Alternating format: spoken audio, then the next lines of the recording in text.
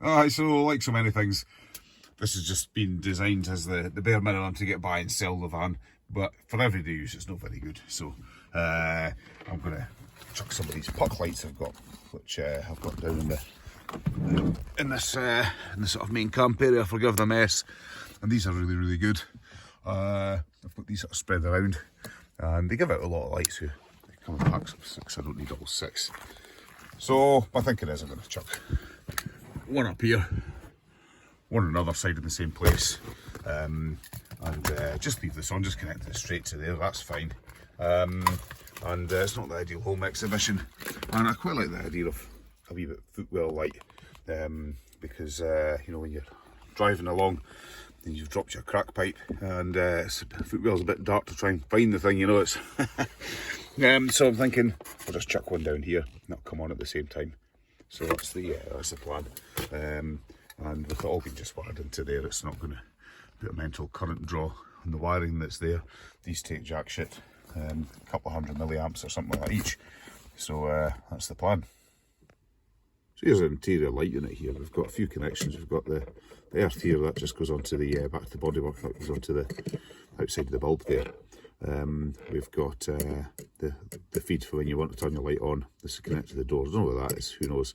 I think by far the easiest thing is if I can try and get just a connection off here and off here, you know, make my connections for the new lights off this bulb here, so you still use this unit here as a selector.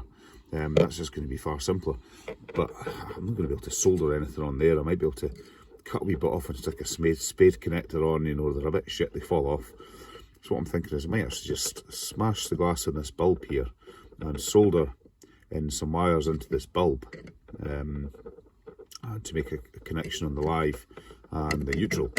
I should be able to do that, and then at the end of the day, if I want to pull these lights out, all I do is pull this out, chop the cables, pull them out, and then just chuck a bulb back in, and then it can be rolled back to how it was.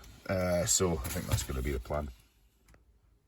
So there we go, there's a couple chucked up spy bond tape, cables pulled through, kind of.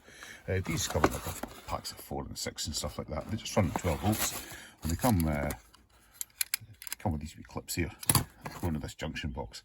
But all this is a junction box, it's not a power supply, so it's 12 volt in there, 2.1mm plug. And then they just plug it in. 6 of these is quite a lot on at once. If you had a big area, you would do it, but what I'll do is I'll just cut the ends off here and just wire these in where I need them, and that's they work really well.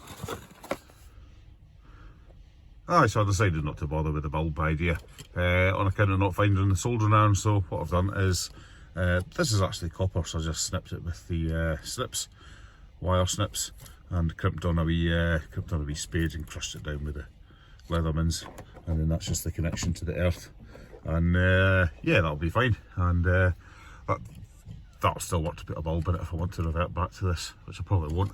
I'll be the last guy with this van probably, so I'll fire all this up, and that should work fine. Here we go, moment of truth. As you can see, it's pretty bloody dark. Lovely. That's plenty of light, and that's just coming off the 2. In actual fact, you know, the footwell's well lit up there, so I'm not even going to bother wiring one down there. That's plenty of light. And I've positioned them behind the head, so there's not going to be any glare. So yeah, plenty of light. So no light, plenty of light. Aye, that's been a not bad wee half-hour thing, you know. It's probably cost 15 quid. Gave the other 4 to my mate, he's quite happy, and for his van, and job done.